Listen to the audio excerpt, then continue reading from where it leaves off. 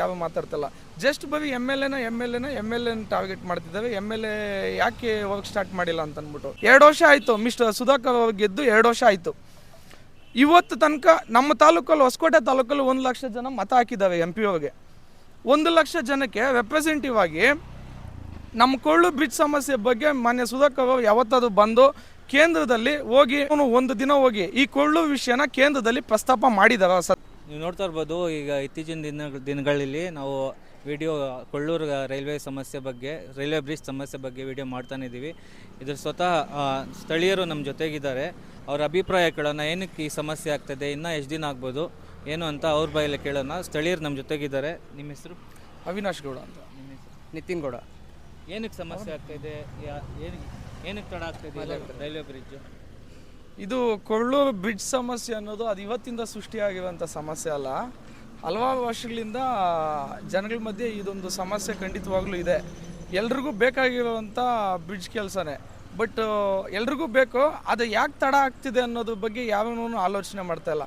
ಬರೀ ನಾವು MLN blame ಮಾಡಿ ಇನ್ನೊಬ್ಬರನ್ನ ಬ್ಲೇಮ್ ಮಾಡೋದು ಇಲ್ಲಿ ಇಷ್ಟೇ ನಡೀತಾ ಇದೆ. ಬಟ್ ಯಾಕೆ ಈ ಇಶ್ಯೂ ಇನ್ನೂ ತಡವಾಗಿ ಇದೆ, ಬಟ್ ಯಾಕೆ ಇನ್ನೂ ಇದು ಬ್ರಿಡ್ಜ್ ಕಂಪ್ಲೀಟ್ ಆಗಿಲ್ಲ ಅನ್ನೋದ್ರ ಬಗ್ಗೆ ಯಾವನೂ ಕೂಲಂಕುಷವಾಗಿ ದಾಖಲೆ ಸಮೇತ ಯಾವ ಮಾತಾಡ್ತಲ್ಲ. ಜಸ್ಟ್ ಬರೀ ಎಮ್ ಎಲ್ ಎನ ಟಾರ್ಗೆಟ್ ಮಾಡ್ತಿದ್ದಾವೆ. MLA ಯಾಕೆ ವರ್ಕ್ ಸ್ಟಾರ್ಟ್ ಮಾಡಿಲ್ಲ ಅಂತ ಅಂದ್ಬಿಟ್ಟು. ಇದೇ ಬಚ್ಚೇಗೌಡರು MP ಆಗಿದ್ದಂಥ ಸಂದರ್ಭದಲ್ಲಿ ಕೇಂದ್ರದಲ್ಲಿ ನಿತಿನ್ ಗಡ್ಕರಿ ಅವರನ್ನ ಹಲವಾರು ಬಾರಿ MLA ಅವ್ರ ಜೊತೆ ಹೋಗಿ ಹಲವಾರು ಬಾರಿ ಭೇಟಿಯಾಗಿ ಈ ಕೊಳ್ಳು ಬ್ರಿಡ್ಜ್ ವಿಚಾರವಾಗಿ ಪ್ರಸ್ತಾಪ ಮಾಡಿ MP ಆಗಿದ್ದಾಗ ಬಚ್ಚೇಗೌಡರು ನೆರವು ಕೇಳ್ಕೊಂಡು ಬಂದಿದ್ದಾರೆ. ಬಟ್ ಕೇಂದ್ರ ಸರ್ಕಾರದಿಂದ ಯಾವುದೇ ರೀತಿಯಾದಂಥ ಸ್ಪಂದನೆ ಬರುವಂಥ ರೀತಿ ಉತ್ತರ ಯಾವುದೇ ಕಾರಣಕ್ಕೂ ಬಂದಿಲ್ಲ. 41 ಕೋಟಿ ಏನು 2018ರಲ್ಲಿ ಕೇಂದ್ರ ಸರ್ಕಾರ ಟೆಂಡರ್ ಮಾಡಿತ್ತು, ಅದ್ರ ಮೇಲೆ ಒಂದು ನ್ಯಾಯ ಪೈಸಾ ಕೊಡೋದಿಲ್ಲ ಅಂತ ಅಂದ್ಬಿಟ್ಟು ಕೇಂದ್ರ ಸರ್ಕಾರ ಸ್ಪಷ್ಟವಾಗಿ ಹೇಳಿರೋದನ್ನು ಶರತ್ ಬಚ್ಚೇಗೌಡರು ಸದನದಲ್ಲೂ ಉತ್ತರ ಕೊಟ್ಟಿದ್ದಾರೆ. ಉಳಿಕೆ 57 ಕೋಟಿ ಬಜೆಟು ಶಾಸಕರು ದಿನ ಬೆಳಗ್ಗೆ ಆಫೀಸ್ ತಿರುಗಾಡಿ ಕೊಳ್ಳು ಬ್ರಿಡ್ಜ್ ಸಮಸ್ಯೆನ ಬಗೆಹರಿಸಲೇಬೇಕು ಅನ್ನೋ ಕಾರಣದಿಂದ PWD ಮಿನಿಸ್ಟ್ರನ್ನ ಕೊಳ್ಳೂರು ಗೇಟ್ಗೆ ಕರ್ಕೊಂಬಂದು ಸ್ಥಳ ಪರಿಶೀಲನೆ ಮಾಡಿ 51 ಕೋಟಿ ಅಮೌಂಟನ್ನು ಕ್ಯಾಬಿನೆಟಲ್ಲಿ ಅಪ್ರೂವಲ್ ಮಾಡಿಸಿ, ಈಗ ಮೊನ್ನೆ 51 ಕೋಟಿ ಸ್ಟೇಟ್ ಗೌರ್ಮೆಂಟ್ 54 ಕೋಟಿ ಸ್ಟೇಟ್ ಗೌರ್ಮೆಂಟ್ ಏನು ಬಜೆಟ್ ಇತ್ತು ಅದನ್ನು ರಿಲೀಸ್ ಮಾಡಿದ್ದಾವೆ.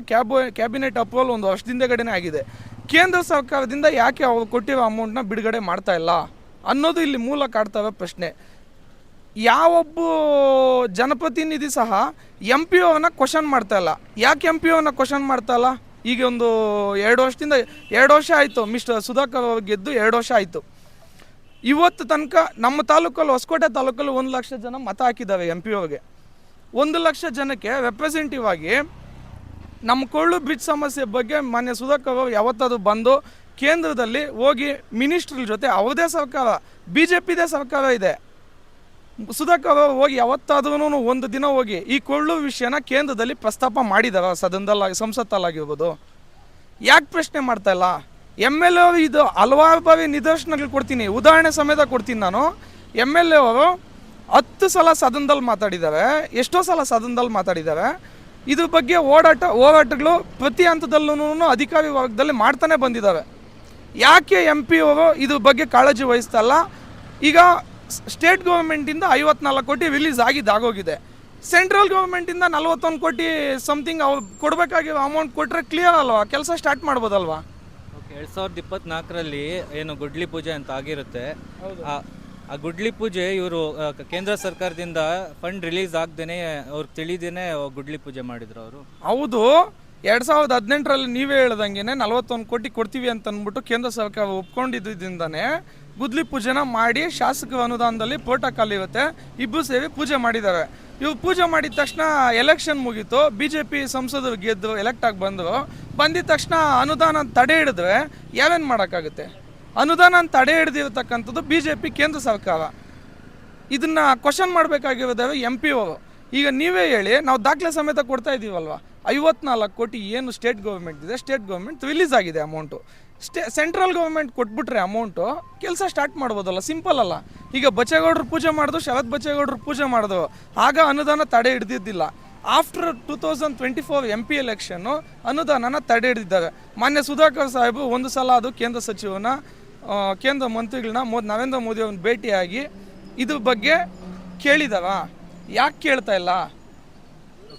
ಕೇಳ್ತಾ ಇಲ್ಲ. ಶಾಸಕರು ಇದ್ರ ಕುರಿತು ಸಂಸದರ ಜೊತೆ ಯಾವತ್ತಾದ್ರೂ ಮಾತಾಡಲಿಕ್ಕೆ ಟ್ರೈ ಮಾಡಿದ್ದಾರೆ? ಶಾಸಕರು ಹಲವಾರು ಬಾರಿ ಪ್ರಯತ್ನ ಪಟ್ಟಿದ್ದಾರೆ, ಬಟ್ ಯಾವುದೇ ರೀತಿ ಸ್ಪಂದನೆ ಸಿಗ್ತಾ ಇಲ್ಲ. ಕೇಂದ್ರ ಸರ್ಕಾರದಿಂದನೂ ಪ್ರಯತ್ನ ಪಟ್ಟಿದ್ದಾರೆ. ಯಾವುದೇ ರೀತಿ ಕೇಂದ್ರ ಸರ್ಕಾರದಲ್ಲಿ ಕರ್ನಾಟಕದ ಬಗ್ಗೆ ಯಾವುದೇ ರೀತಿ ಸ್ಪಂದನೆ ಸಿಗ್ತಾ ಇಲ್ಲ. ಇದೊಂದೇ ಕೊರಳು ಗೇಟು ವಿಚಾರ ಒಂದೇ ಅಂತಲ್ಲ, ಹಲವಾರು ವಿಚಾರಗಳಲ್ಲಿ ಕೇಂದ್ರ ಸರ್ಕಾರದಿಂದ ಕರ್ನಾಟಕಕ್ಕೆ ಮಲ್ತಾಯಿ ಧೋರಣೆ ಆಗ್ತಾ ಇದೆ. ಯಾವುದೇ ರೀತಿ ಸ್ಪಂದನೆ ಸಿಗ್ತಾ ಇಲ್ಲ ಕೇಂದ್ರ ಸರ್ಕಾರದಿಂದ ಕರ್ನಾಟಕಕ್ಕೆ. ನಮ್ಮ ಟ್ಯಾಕ್ಸ್ ಹಣ ಕೊಡದೆ ಹಿಡಿದಿಟ್ಕೊಂಡಿರೋ ಕೇಂದ್ರ ಸರ್ಕಾರ ಅದು. ನಾವು ಇಲ್ಲಿಂದ ಏನು ಕಟ್ತಾ ಇದ್ದೀವಿ ಟ್ಯಾಕ್ಸು, ಅದನ್ನು ಹಿಡಿದಿಟ್ಕೊಂಡಿರೋ ಕೇಂದ್ರ ಸರ್ಕಾರ. ನಮ್ಗೆ ಟ್ಯಾಕ್ಸ್ ಒಂದೇ ₹1 ನಮ್ಮ ಪಾಲು, ಕರ್ನಾಟಕದ ಪಾಲು ಏನಿದೆ ಅದನ್ನು ಕರೆಕ್ಟಾಗಿ ಕೊಡ್ದೇನೆ ಮಲ್ತಾಯಿ ಧೋರಣೆ ತೋರಿಸ್ತಾ ಇರೋದು ಕೇಂದ್ರ ಸರ್ಕಾರ. ಇದ್ರ ಬಗ್ಗೆ MP ಅವರು ಯಾಕೆ ಡಿಸ್ಕಸ್ ಮಾಡ್ತಾ ಇಲ್ಲ ಸಂಸತ್ನಲ್ಲಿ? ನರೇಂದ್ರ ಮೋದಿ ಅವ್ರ ಮುಂದೆ ಯಾಕೆ ಪ್ರಶ್ನೆ ಮಾಡ್ತಾ ಇಲ್ಲ? ನಮ್ಗೆ ಕೊಳ್ಳು ಜನಕ್ಕೆ ಅವಶ್ಯಕತೆ ಇದೆ. ಕೊಳ್ಳು ಒಂದೇ ಗ್ರಾಮಕ್ಕಲ್ಲ ಇದು ಅನುಕೂಲ ಆಗಬೇಕಾಗಿರೋದು. ಸುತ್ತು ದಿನ ಸಾವಿರಾರು ಗಟ್ಟಲೆ ಜನ ಓಡಾಡ್ತವೆ. ಹೊಸಕೋಟೆ ತಾಲೂಕಿನ ಜನ ಎಲ್ಲನೂ ಆ ಕೊಳ್ಳು ಗೇಟಲ್ಲಿ ಪಾಸ್ ಆಗ್ತವೆ. ಇವತ್ತು ನಾವು ಓಡಾಡಬೇಕಾದ್ರೆ ಮೇನ್ ರೋಡ್ ಇರೋದು ಅದೊಂದೇ. ವೈಟ್ ಫೀಲ್ಡ್ ಕಡೆ ಹೋಗ್ಬೇಕಂದ್ರೆ ನಾವೆಲ್ಲನೂ ಓಡಾಡಬೇಕಾಗಿರೋದು ಒಂದೇ ರೂಟ್ ಇರೋದು. ಬಟ್ ಯಾಕೆ ಸಂಸದರು ಇದ್ರ ಬಗ್ಗೆ ತಲೆ ಇದಕ್ಕೆ ಗಮನ ಹರಿಸ್ತಿಲ್ಲ? ನಾವು ಶಾಸಕರನ್ನ ನೀವು ಏನೇ ಕೇಳಿದ್ರು ಇದ್ರ ಕುರಿತಾಗಿ ಎಲ್ಲೇ ಕ್ವಶನ್ ರೈಸ್ ಮಾಡೋಕ್ಕೂ ಯಾವೇ ಆಫೀಸಿಗೆ ಬಂದು ನಾವು ಸಿದ್ಧ ಮಾತಾಡೋದಕ್ಕಾಗಲಿ, ನಮ್ಮ ಸ್ಟೇಟ್ ಗೌರ್ಮೆಂಟ್ ಪರವಾಗಿ, ನಮ್ಮ ಶಾಸಕರ ಪರವಾಗಿ ಯಾವ್ಯಾವುದೂ 54 ಕೋಟಿ ರಿಲೀಸ್ ಮಾಡಿಸೋದಕ್ಕೆ ಹೋರಾಟ ಮಾಡಿದ್ದಾವೆ. ಅದು ರೆಡಿ ಇದೆ. ಸೆಂಟ್ರಲ್ ಗೌರ್ಮೆಂಟಿಂದ ಬಿಡುಗಡೆ ಆಗಬೇಕಾಗಿರೋ ಹಣ ಯಾಕೆ ತಡೆ ಹಿಡಿದಿದ್ದಾರೆ? ಕರ್ನಾಟಕಕ್ಕೆ ಬರಬೇಕಾಗಿರೋ ಹಣನ ಯಾಕೆ ತಡೆ ಹಿಡಿದಿದ್ದಾರೆ? ಕೊಟ್ಬಿಟ್ರೆ ಸಿಂಪಲ್, ಮುಗೀತಲ್ವಾ? ಆದರೆ ಶಾಸಕರೇ ಹೇಳೋ ಪ್ರಕಾರ ವಿಧಾನಸಭೆಯಲ್ಲಿ ಏನು 97 ಕೋಟಿ ಅನುದಾನದಲ್ಲಿ ಏನು ಕೊಲ್ಲೂರು ರೈಲ್ವೆ ಬ್ರಿಡ್ಜು ಮುಗಿಯೋ ಹಂತಕ್ಕೆ ಬಂದಿದೆ ಅಂತ ಹೇಳಿದ್ದಾರೆ. ಅದ್ರ ಕುರಿತಾಗಿ ನೀವೇನು ಹೇಳಿ? ಕೊಲ್ಲೂರು ರೈಲ್ವೆ ಬ್ರಿಡ್ಜು ಮುಗಿಯೋ ಹಂತಕ್ಕೆ ಬಂದಿದೆ ಅಂತ ಹೇಳಿಲ್ಲ. ಈ ಅನುದಾನಗಳನ್ನ ಖಾಲಿ ಹಾಕೋ ವಿಚಾರ ಮುಗಿಯೋ ಹಂತಕ್ಕೆ ಬಂದಿದೆ ಅಂತ ಅಂದ್ಬಿಟ್ಟು ಶಾಸಕರು ಅವ್ರು ಹೇಳಿರೋ ಪ್ರಕಾರ ಕಾಮಗಾರಿ ಶುರು ಆಗಿದೆ, ಮತ್ತೆ ಅದು ಮುಗಿಯೋ ಹಂತಕ್ಕೆ ಬಂದಿದೆ ಅಂತ. ಶುರು ಆಗಿರೋದು ಆಗೋ ಹಂತದಲ್ಲಿದೆ. ಶುರು ಆಗೋ ಹಂತದಲ್ಲಿ ಮುಗಿಸ್ತಾ ಈಗ ಬಜೆಟ್ ಎಲ್ಲನೂ ಕಲೆ ಹಾಕಿ ಕ್ಯಾಬಿನೆಟ್ ಅಪ್ರೂವಲ್ ಆಗಿ, ಕ್ಯಾಬಿನೆಟ್ ಅಪ್ರೂವಲಿಂದ ಈಗ ಡಾಕ್ಯುಮೆಂಟೇಶನ್ ಕೆಲಸ ಮುಗಿಯೋ ಹಂತದಲ್ಲಿ ಬಂದಿದೆ ಅಂತಂದ್ಬಿಟ್ಟು ಹೇಳಿ ಅದನ್ನ ಮಾಡಿದ್ದು. ಈಗ ನಾವು ಇಷ್ಟೆಲ್ಲ ಹೇಳ್ತಾ ಇದೀವಿ, ನಾವು MP ಅವ್ರ ಬಗ್ಗೆ ಹೇಳ್ತಿದೀವಿ, ಯಾಕೆ MP ಅವ್ರ ಧ್ವನಿ ಎತ್ತಾ ಇಲ್ಲ ಅಂತಂದ್ಬಿಟ್ಟು ನೀವು ಮತ್ತೆ ಅಗೇನ್ MLA ಅವ್ರದೇ ಕ್ವಶನ್ ಕೇಳ್ತಾ ಇದೀವಿ ಅಂದ್ರೆ ಏನಿದು ಅರ್ಥ? MP ಅವ್ರನ್ನ ಕ್ವಶನ್ ಕೇಳಿ. MP ಅವರು ಯಾಕೆ ಕೇಂದ್ರ ಸರ್ಕಾರದಿಂದ ತಡೆ ಹಿಡಿದಿದ್ದಾವೆ ಅನುದಾನ ಅಂತ ನಾವೀಗ ಇಷ್ಟು ಹೇಳ್ತಿದ್ದೀವಲ್ಲ, ಅದ್ರ ಬಗ್ಗೆ ಯಾಕೆ ಕ್ವಶನ್ ರೈಸ್ ಮಾಡ್ತಿಲ್ಲ ನೀವು? ನಾವು MP ಅವ್ರನ್ನ ಕೇಳ್ತೀವಿ. ಯಾಕಂದ್ರೆ ಇದಕ್ಕಿಂತ ಮುಂಚೆ ಇವಾಗ MP ಅವ್ರು ಸುಧಾಕರ್ ಬಂದು 2 ವರ್ಷ ಆಯ್ತು. ಇದಕ್ಕಿಂತ ಮುಂಚೆ 5 ವರ್ಷ ಸ್ವತಃ ಶಾಸಕರವ್ರ ತಂದೆ ಆದಂತ ಬಚ್ಚೇಗೌಡ ಅವರೇ ಇದು MP ಆಗಿದ್ರು. ಆ ಟೈಮಲ್ಲಿ ಅವರು ಏನು ಓಡಾಡಿಲ್ವಾ? ಓಡಾಡಿದ್ದಕ್ಕೆ ಅವ್ರ ಟೈಮ್ ತನಕ ನಮ್ಮ ಮಾನ್ಯ BN ಬಚ್ಚೇಗೌಡರು ಏನು ಅನುದಾನ ತೊಗೊಂಡು ಬಂದರು, ಏನು ತೊಗೊಂಡು 43 ಕೋಟಿ ಫಸ್ಟು ಏನು ಎಸ್ಟಿಮೇಷನ್ ಆಗಿತ್ತು ಅದನ್ನು DPR ಮಾಡಿದ್ದೆ ಮಾನ್ಯ ಶರತ್ ಬಚ್ಚೇಗೌಡರು ಹಾಗೂ BN ಬಚ್ಚೇಗೌಡರು. ಆ ಅನುದಾನ ತರೋದಕ್ಕೆ 97 ಕೋಟಿ ಏನು ಅನುದಾನ ತಂದಿದೆ ಯಾರು BN ಬಚ್ಚೇಗೌಡರು MP ಆಗಿದ್ದಾಗ. ಇದನ್ನು ಪ್ರೋಸೆಸ್ನ ಡಾಕ್ಯುಮೆಂಟೇಷನ್ ಎಲ್ಲ ಮಾಡಿ ಮುಗಿಸಿ ಎಲ್ಲ ಇದು ಮಾಡೋ ಅಷ್ಟರಲ್ಲಿ ನೆಕ್ಸ್ಟ್ ಏನಾಗ್ತಾರೆ, ಲಾಸ್ಟಲ್ಲಿ ಒಂದು ಪಾಯಿಂಟ್ ಆ್ಯಡ್ ಮಾಡ್ತಾರೆ. ಕೇಂದ್ರ ಸರ್ಕಾರ ಏನು ಆರ್ಡರ್ ಮಾಡ್ತಾರೆ ಅಂದರೆ, ನೀವು ಏನು ರಾಜ್ಯ ಸರ್ಕಾರದ್ದು ಏನು ಅನುದಾನ ಇದೆಯೋ ಅದನ್ನು 47 ಕೋಟಿನ ಫಸ್ಟ್ ರಿಲೀಸ್ ಮಾಡಿ, ಆಮೇಲೆ ನಾನು 43 ಕೋಟಿನ ರಿಲೀಸ್ ಮಾಡ್ತೀನಿ ಅಂತ ಒಂದು ಪಾಯಿಂಟ್ ಆ್ಯಡ್ ಮಾಡಿ ಮಲತಾಯಿ ಧೋರಣೆ ಮಾಡ್ತಾರೆ ಕೇಂದ್ರ ಸರ್ಕಾರ. ಇದ್ರ ಬಗ್ಗೆ ಸದನದಲ್ಲಿ ಆಗಲಿ ಮತ್ತೊಂದಾಗಲಿ MP ಅವರು, ನಮ್ಮ ಮಾನ್ಯ MP ಅವರು ಸುಧಾಕರ್ ಅವರು ಒಂದೇ ಒಂದು ಸಲ MP ಆಗಿ ಪಾರ್ಲಿಮೆಂಟಲ್ಲಿ ಹೊಸಕೋಟೆ ಕ್ಷೇತ್ರದ ಕುರಿತಾಗಿ ಏನಾದರೂ ಒಂದು ಪಾಯಿಂಟ್ ಮಾತಾಡಿದಾರೆ, ನನಗೆ ಒಂದು ಕ್ಲಿಪ್ ಕೊಡಿ, ನಾನು ಒಪ್ಕೊತೀನಿ ಇವರು ನಮಗೆ ಕೆಲಸ ಮಾಡ್ತಿದ್ದಾರೆ ಅಂತ. ಒಂದೇ ಒಂದು ಬೈಟ್ ಇಲ್ಲ, ಒಂದು ಕ್ಲಿಪ್ ಇಲ್ಲ, ಒಂದು ದಿವಸ ಪಾರ್ಲಿಮೆಂಟ್ಗೆ ಹೋಗಿ ಮಾತಾಡಿದ್ದಿಲ್ಲ. ಇದೇ ಎಕ್ಸಾಂಪಲ್ಲು, ಇದೇ ಥರನೇ ನಮ್ಮ ಮಾನ್ಯ ಶಾಸಕರು ನಮ್ಮ ರೈಲ್ವೆ ಬ್ರಿಡ್ಜ್ ಬಗ್ಗೆನೇ ಸದನದಲ್ಲಿ ಒಂದು 10-12 ಬಾರಿ ಇದ್ರ ಡಿಸ್ಕಷನ್ ಮಾಡಿದ್ದಾರೆ. ಅಲ್ಲಿಂದ ಅನುದಾನ ತೊಗೊಂಬಂದು ಬಿಡಿಸ್ಕೊಂಬಂದು ಡಾಕ್ಯುಮೆಂಟ್ ಸಮೇತ 54 ಕೋಟಿ ಏನಿದೆಯೋ ಪ್ರೂಫ್ ಸಮೇತ, ರಾಜ್ಯ ಸರ್ಕಾರದ ಏನಿದೆಯೋ ಪ್ರೂಫ್ ಸಮೇತ ನಿಮಗೆ M&M ನಿಮಗೆ ರಿಲೀಸ್ ಮಾಡ್ತೀವಿ. ನನ್ನ ಹತ್ರ ಡಾಕ್ಯುಮೆಂಟ್ ಇದೆ, ಕೊಡ್ತೀನಿ, ಎಲ್ಲ ನೀವು ಇದು ಮಾಡ್ಕೊಳ್ಳಿ. ಮಿಕ್ಕಿದ್ದೇನು 43 ಕೋಟಿ ಇದೆಯೋ ನೀವು ನಾಳೆ ರಿಲೀಸ್ ಮಾಡಿಸಿ, ಇನ್ನೊಂದು ವಾರದಲ್ಲಿ ನಾವು ಕೆಲಸ ಸ್ಟಾರ್ಟ್ ಮಾಡ್ಸೋಕ್ಕೆ ರೆಡಿ ಇದ್ದೀವಿ. ನಮ್ಮ ರಾಜ್ಯ ಸರ್ಕಾರ ವತಿಯಿಂದ ರಿಲೀಸ್ ಮಾಡಿಸೋದಕ್ಕೆ ಕೇಂದ್ರ ಸರ್ಕಾರದಿಂದ ರಿಲೀಸ್ ಮಾಡ್ತಿಲ್ಲ. ಏನಕ್ಕಂದ್ರೆ ಮಲತಾಯಿ ಧೋರಣೆ. ಜನ ಏನಕ್ಕೆ ಏನು ಶರತ್ ಬಚ್ಚೇಗೌಡನವ್ರು ಕೇಳ್ತಾ ಇದ್ದಾರೆ ಅಂದರೆ, 2024 ಫೆಬ್ರವರಿಲಿ ಶರತ್ ಬಚ್ಚೇಗೌಡ ಅವರು ಏನು ಬಂದು ಗುಡ್ಲಿ ಪೂಜೆ ಮಾಡ್ತಾರೆ.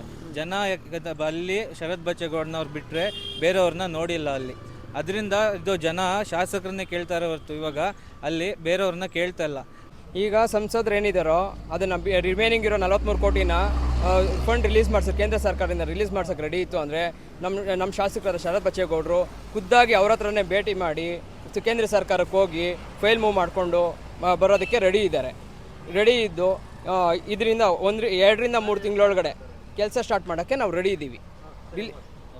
ಕ್ಲಿಯರ್ ಹೇಳ್ಬಿಡ್ತೀನಿ, ಕೇಳಿಸ್ಕೊಳ್ಳಿ ಒಂದೇ ಸೆಕೆಂಡ್. ಕನ್ಕ್ಲೂಷನು ಇದರಲ್ಲಿರೋದು ನಾವೆಷ್ಟೇ ಏನೇ ಮಾತಾಡಿದ್ರು ಸಿಂಪಲ್ಲು. ಕೇಂದ್ರ ಸರ್ಕಾರ ನಾವು ಹೆಚ್ಚುವರಿ ಅಮೌಂಟ್ ಕೊಡೋದಕ್ಕಾಗಲ್ಲ ಅಂತ ಅಂದ್ಬಿಟ್ಟು ಹೇಳಿದ ಮೇಲೆ ಶರತ್ ಬಚ್ಚೇಗೌಡರು ಸ್ಟೇಟ್ ಗೌರ್ಮೆಂಟಿಂದ 54 ಕೋಟಿ ಅಮೌಂಟ್ನ ರಿಲೀಸ್ ಮಾಡಿಸ್ಕೊಂಡು ಸ್ಯಾಂಕ್ಷನ್ ಲೆಟರ್ ತಂದಿದ್ದಾರೆ. ಸೆಂಟ್ರಲ್ ಗೌರ್ಮೆಂಟ್ ಕೊಡಬೇಕಿರೋ ಅಮೌಂಟ್ 43 ಕೋಟಿ ಏನು ಕೊಡಬೇಕು ಅದನ್ನು ರಿಲೀಸ್ ಮಾಡಿಬಿಟ್ರೆ ಕೆಲಸ ಶುರು ಆಗೋಕ್ಕೆ ಕಾಂಟ್ರಾಕ್ಟರ್ ರೆಡಿ ಇದ್ದಾವೆ. MLA ಸಾಹೇಬು ಕೆಲಸ ಸ್ಟಾರ್ಟ್ ಮಾಡಿಸೋದಕ್ಕೆ ರೆಡಿ ಇದ್ದಾವೆ. ಕೇಂದ್ರ ಸರ್ಕಾರ ಅನುದಾನ ತಡೆ ಹಿಡಿದಿರೋದ್ರಿಂದ ಇಲ್ಲಿ ಇಷ್ಟೆಲ್ಲ ಜನಗಳಿಗೆ ಸಮಸ್ಯೆ ಆಗ್ತಾ ಇರೋದು. ಓಕೆ, ಸ್ಥಳೀಯರು ಹೇಳೋ ಪ್ರಕಾರ ಶಾಸಕರಾದ ಶರತ್ ಬಚ್ಚೇಗೌಡ ಅವರು ತನ್ನ ಕೆಲಸ ಏನಾಗಬೇಕಿತ್ತು 54 ಕೋಟಿ ಅನುದಾನ ಏನು ತರಬೇಕಿತ್ತು ಅದನ್ನು ತಂದಿದ್ದಾರೆ. ಇನ್ನು ಸಂಸದರಾದಂಥ ಸುಧಾಕರ್ ಅವರು 43 ಕೋಟಿ ಏನಿದೆಯೋ ಅದನ್ನು ತಂದರೆ ಆದಷ್ಟು ಬೇಗ ಕೆಲಸ ಶುರು ಮಾಡ್ಬೋದು ಅಂತ ಹೇಳ್ತಾ ಇದ್ದಾರೆ. ಸಂಸದರೇ, ಇದು ನೀವು ದಯವಿಟ್ಟು ಆದಷ್ಟು ಬೇಗ ಈ ಸಮಸ್ಯೆ ಬಗ್ಗೆ ಪರಿಹಾರ ಕೊಡಬೇಕು ಅಂತ ನಿಮ್ಮ ಹತ್ರ ಮನವಿ ಮಾಡ್ತಾ ಇದ್ದೀವಿ.